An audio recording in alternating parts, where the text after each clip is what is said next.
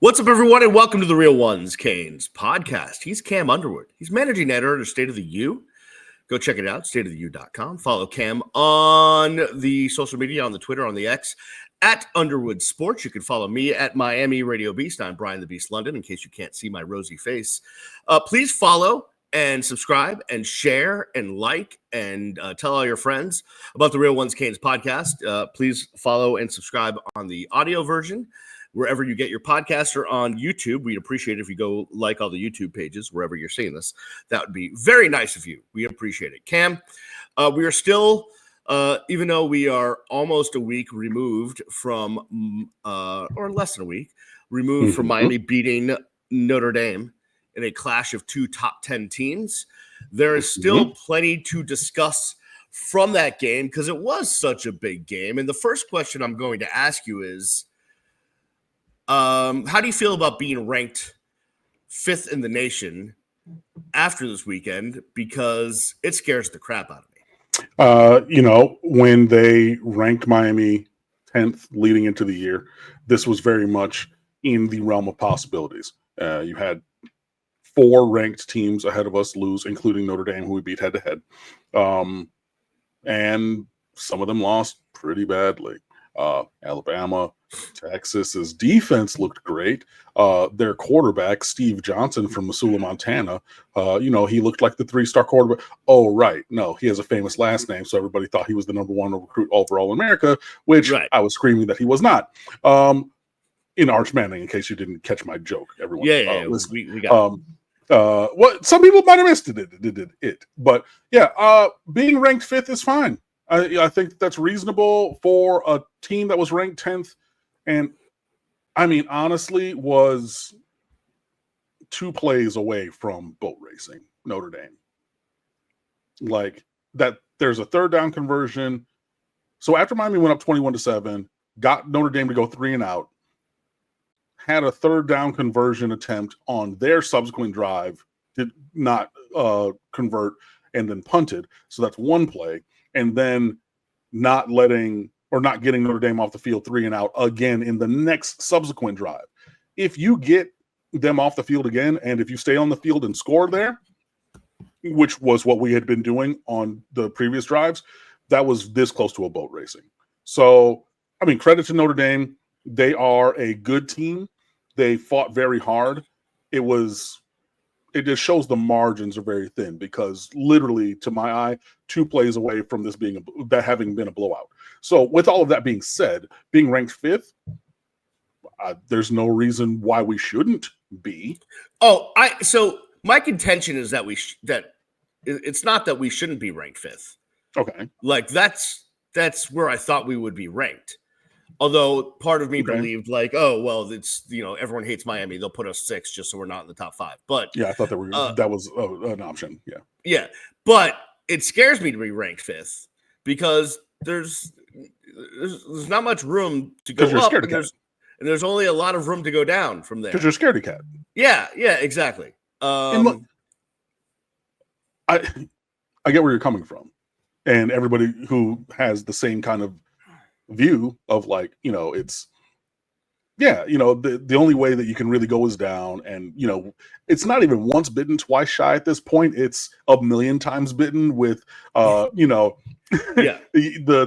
guises of success and then the rug being pulled out from under us, whether you want to talk about 2017, whether you want to talk about 2018, whether you want to talk about 2021 or last year, even the options are there. So it's understandable to be a little bit weary of a high ranking, but this is why we played a game. This is what we brought Mario Cristobal here for. This is why we sent Manny Diaz packing when he had a team-wide coordinated campaign from the players to post on social media. We love Coach Diaz. We like him here. He did everything that he learned from his politician father to politic for that job. And we said, that's great. Pack your stuff and go. To bring in Mario Cristobal to get in positions like this. So, yeah, I get why people might be a little hesitant. I'm not. I admire that in you. I admire your confidence. Thank you. I respect it. I just don't have it. It's fine. the thing about it is, what does it hurt to look at the optimistic side in a situation where optimism is as reasonable as pessimism right now? Oh no, Because if we lose, we lose. Like, okay, like I'm not blocking and tackling. You're not blocking and tackling. So, look, we've been there. We were literally both there sitting next to each other on the not the Notre Dame game, the Georgia Tech trying to get Donald Chaney his 100 yards. We were there, you and I, and Brandon and others sat in that press conference and looked Mario in the face. We were there. So we've been through this fire, and I understand. But my point is, whether we want them to win or don't, or think that they might or not, the result is going to be the result, opposite outside of our mentality. So I'm choosing in this instance with a team that is finally looking like a top tier kind of a team to be a little bit more optimistic. Okay, so listen, Miami plays Bethune Cookman, Hard Rock, Saturday night, 7 p.m. For all of the obvious reasons. Yes, Cam. Quick question. Went back to my school roots by raising my hand there. Over under 45,000 people. How many people show up on Saturday, Brian? Announced or actual? Actual. Oh, under. Yeah. Announced it's going to be. Okay, so then announced over or under 55. Ooh. Announced. Under. It'll be like 49. Okay. Announced being tickets sold by the ticket. Right, correct. Oh, so, some idiot from FSU jumped into my mentions when I tweeted out the attendance, as I do every time, even though every person does it and it's annoying.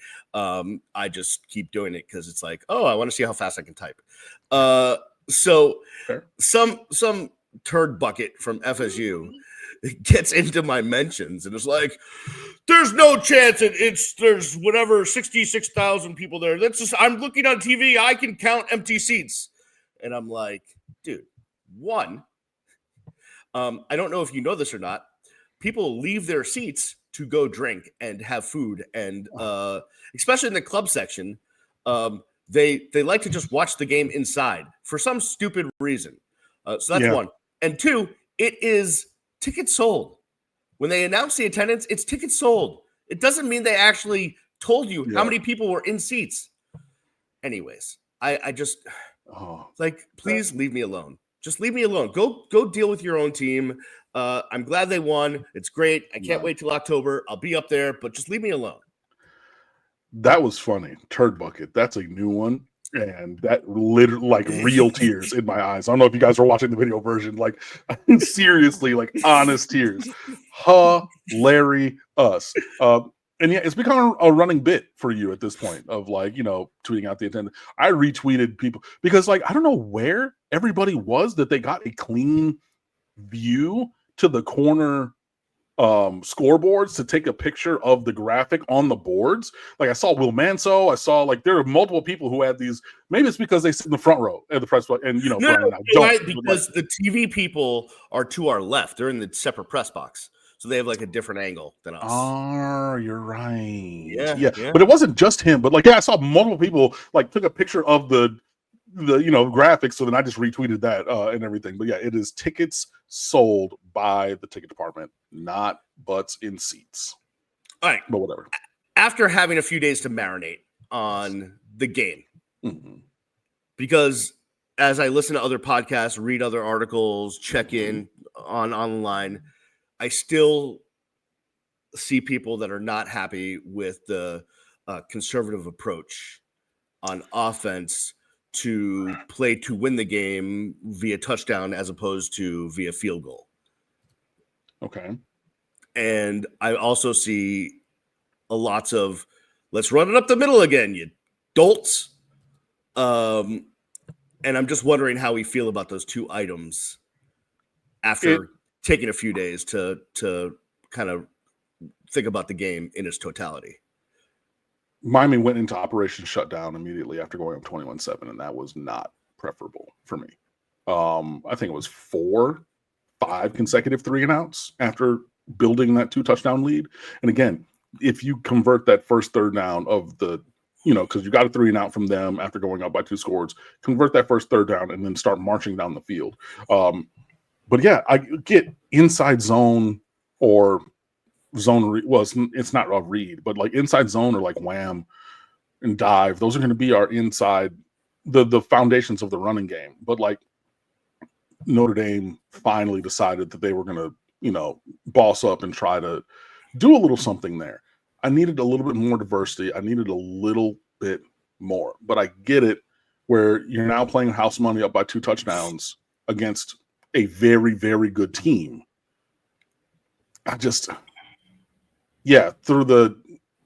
Basically until the last scoring drive, after we scored that touchdown halfway through the third quarter, at the end of the first possession of the third quarter, by the way. Right, yes.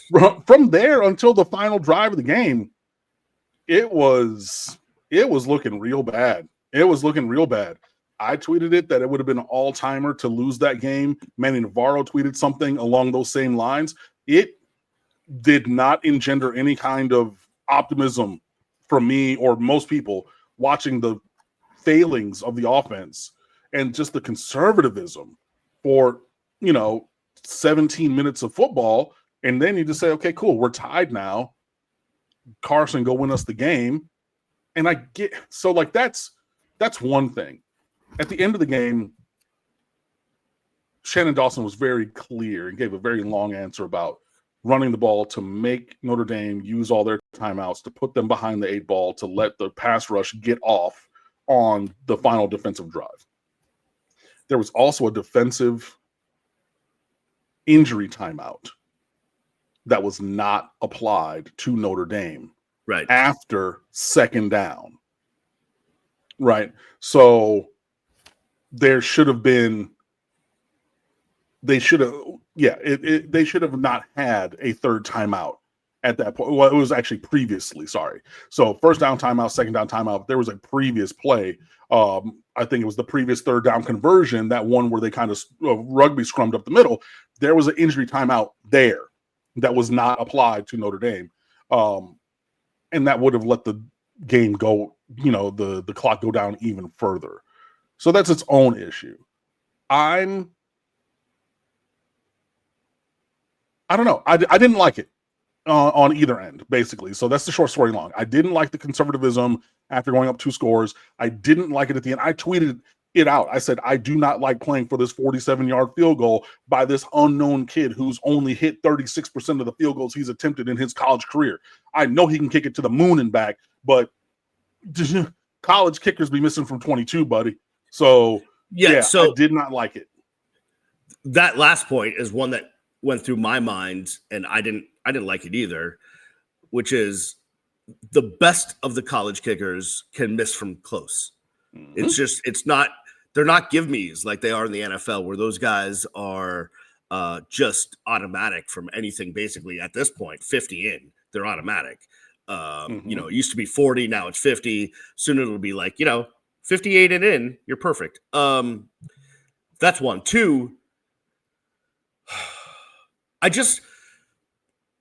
listen, you've got the more experienced quarterback. You've got the more experienced offense. You've got the more experienced, no, I'm not going to say coordinator, because Coach Ash is a good coordinator, but go win the game. Go win the game. That's that. Mm-hmm. Now on the other side of things, I'm just wondering if you're Mario Cristobal and Shannon Dawson and you just trust your offensive line immensely, and you think that if you just keep throwing it up the middle, one of these will break for 5 yards and you'll get a first down, as opposed to 3 yards or 2 yards or being stuffed at the line of scrimmage. I can see that. I don't agree with it, but I can see where you're coming from. Right, but I mean, you also have to look at the game that was being played. Like, that had been happening previously, and in that dry spell of 3-and-out after 3-and-out after 3-and-out, they were not getting that same push. They were not creating those same creases. So, yeah, it was a little tough to watch. I'm not going to lie. Like, it was, definitely watching whatever you want to say, it's a horror movie and you're just watching the bad guy coming at you. It's Mike Myers. He's just walking towards you, but you know he's going to get there, type thing. And yeah, it was not a comfortable win. I'm elated that we found a way to win. I always start off every good, bad, and ugly after a win by 2 lines of saying we won the game. I'm going to say it again. It is hard to win games, and so winning, I'm always going to highlight. That being said, I think that we made the path to victory a little bit harder on ourselves than the work that we did for the first 38 minutes of the game had us in position for it to be. I think we made it more difficult. So another thing I want to get to before we flip it on the other side and start looking ahead is I want to give credit to JoJo Trader specifically because he was getting manhandled by Notre Dame and did not respond. If you remember back to any of the last 5 years, had that been Jacoby George? That is correct. 15-yard penalty on this. And I mean, he was, picked up by his face mask twice. Correct, yes. Punched, slapped in the face right in front of the referee, and just took it and then just shrugged it off. Yeah, that kind of composure you're going to need to have, because had there been a 15-yard penalty there, maybe we don't get the field goal. Maybe things go differently. So yeah, definitely shout out to him.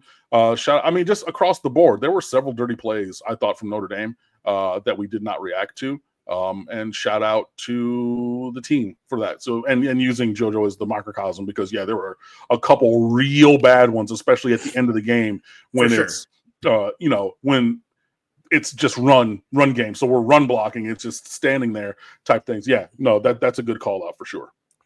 By the way, great job. And Mario credited the receivers with their blocking, as did Shannon Dawson. Like, those guys did a great job of blocking. So, it's not like a lot of times. I looked at JoJo Trader's numbers and his snap count and all of that stuff, or not his snap count, but his targets. And I was a little disappointed. But then when you go back and rewatch, or you listen to Mario and Shannon talk about the great job he did blocking and all those guys, it's like, you know what? Sometimes it doesn't always show up in the numbers. So guys can have good games and help the team win without necessarily making a game-winning catch. So I think that's important to remember. All right, let's take a break. On the other side, I want to look ahead. Is our outlook still the same on this team? And, you're going into a game against Berthune Cookaman, a team that, is going to come in here and do their best, but just not physically are going to be at the same level. So how do you approach this game? We'll get into that more on the other side. You're listening to Watching the Real Ones Canes podcast. Welcome back to the Real Ones Canes podcast. He is Cam Underwood, managing editor, State of the U. Follow him on the socials at Underwood Sports. Go check out stateoftheu.com. All sorts of stuff. There's the recap of the game against Notre Dame, looking ahead to this game against Berthune Cookaman, talking about ACC football in week 2, all sorts of stuff going on at stateoftheu.com, Cam. It's a great website, and it's free. It is a great website, and it is free, and we talk about it so much that, you know what, I'm going to take a quick half second and show the people. So we have the feed over here on the right, posting some great things. And then all of the articles right here. And again, optimized for mobile even more. College football lines and picks. We got our ACC rooting guide.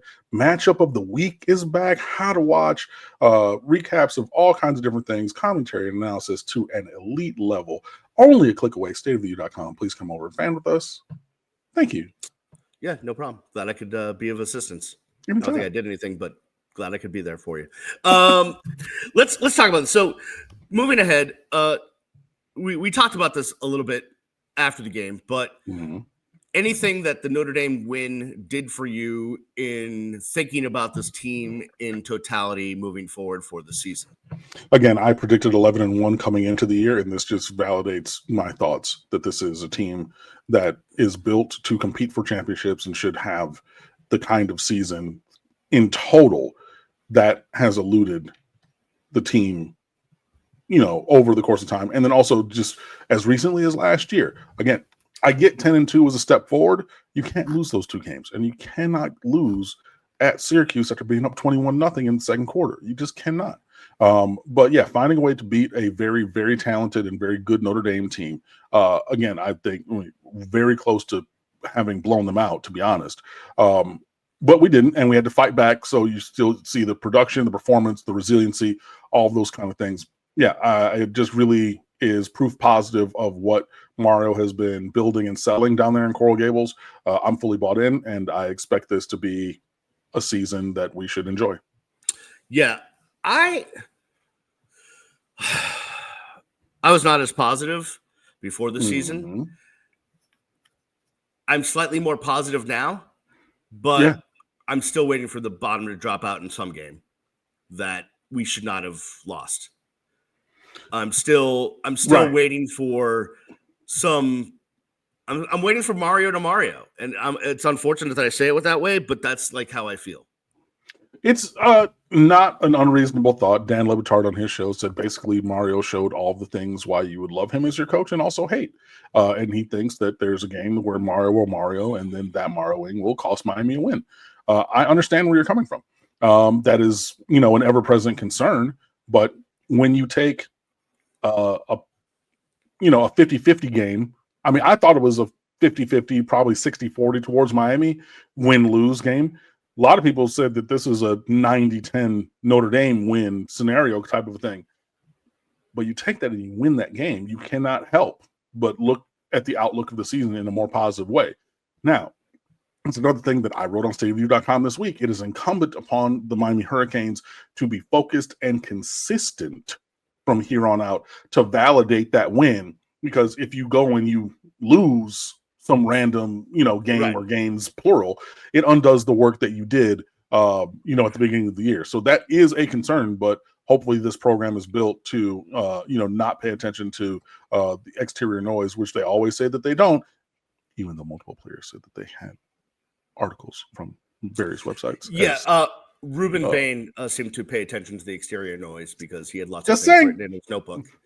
But yeah, well, I mean, but they got to go out there and show and prove. So I understand the both sides, but I mean, I just winning that game in that spot where most people had it written off as a Miami loss, you got to feel good about it.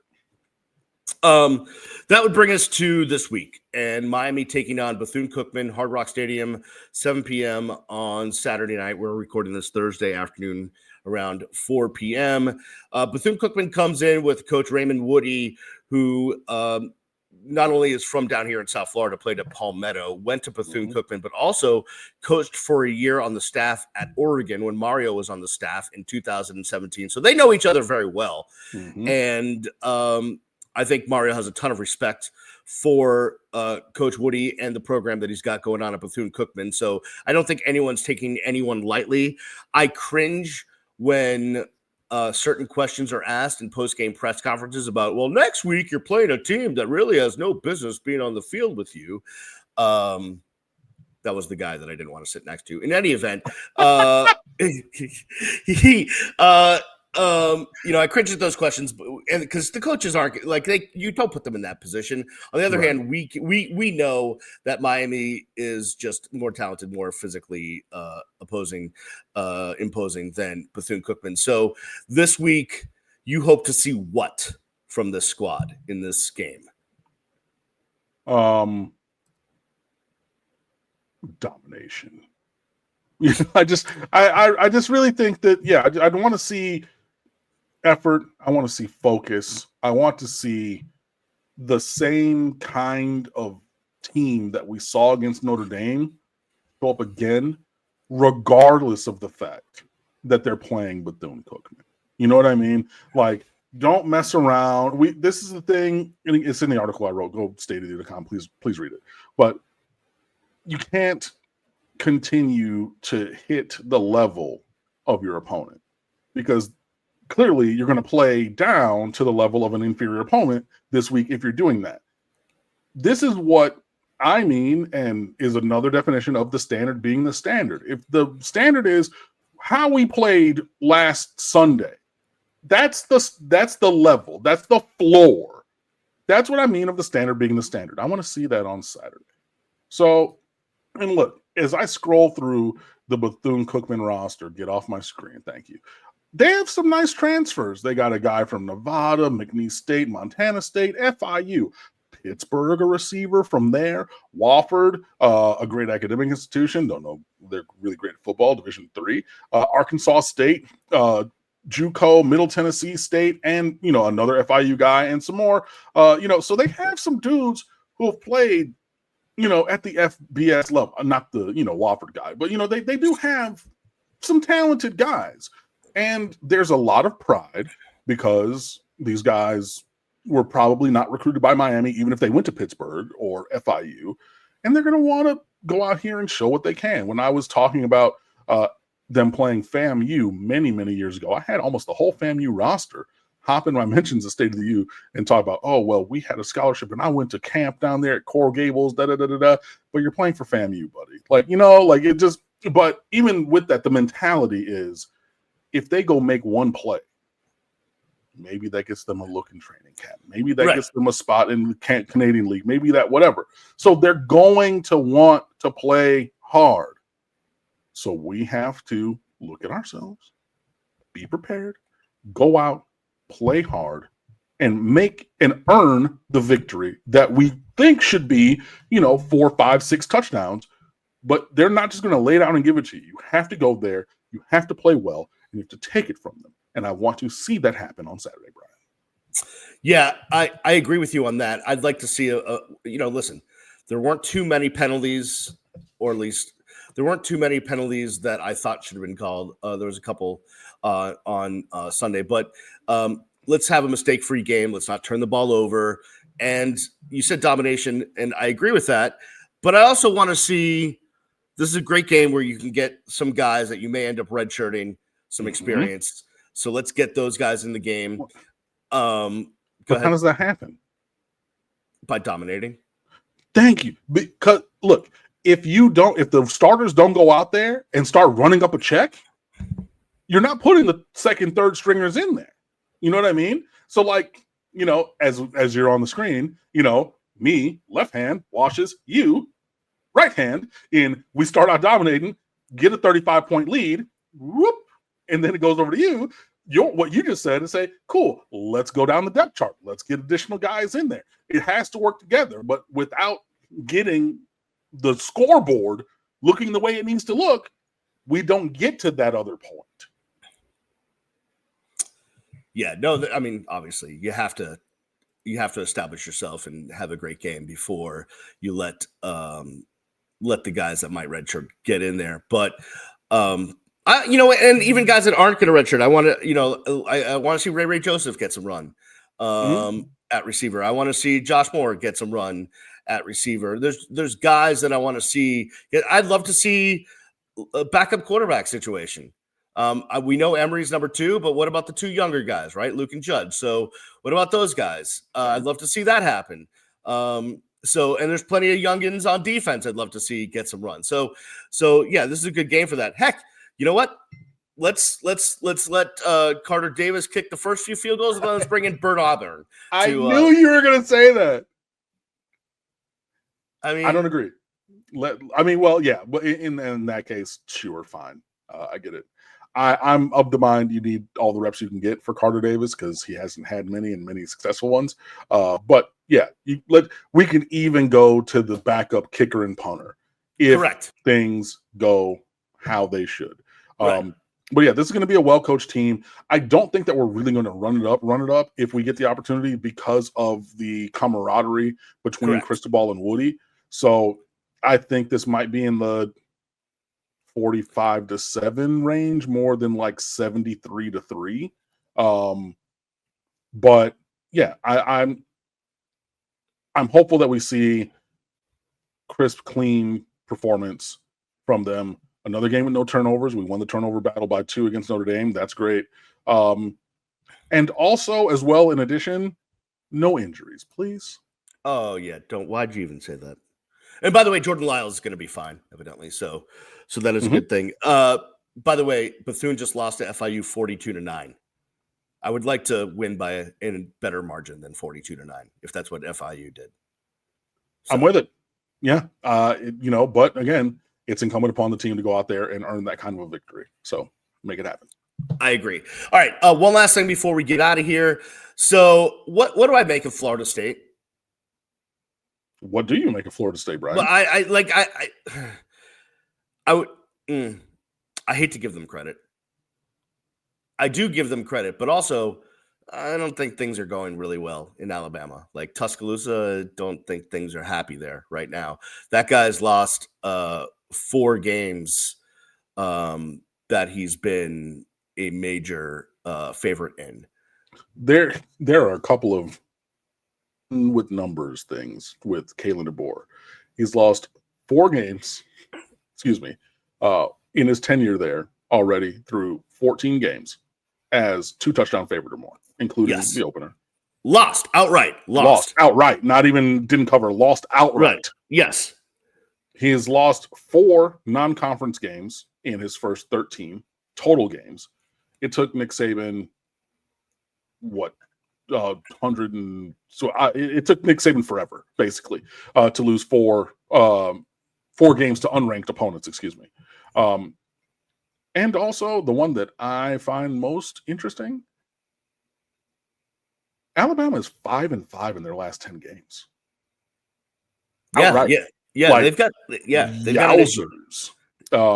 So in terms of Florida State, they played hard. They took advantage of the situation. Malzahn, their offensive coordinator, basically is employed at the FBS level because he beat Alabama when he was at Auburn. Like that was his claim to fame. He beat them multiple times, and they run a similar system on defense, and he did the same things that he's always done.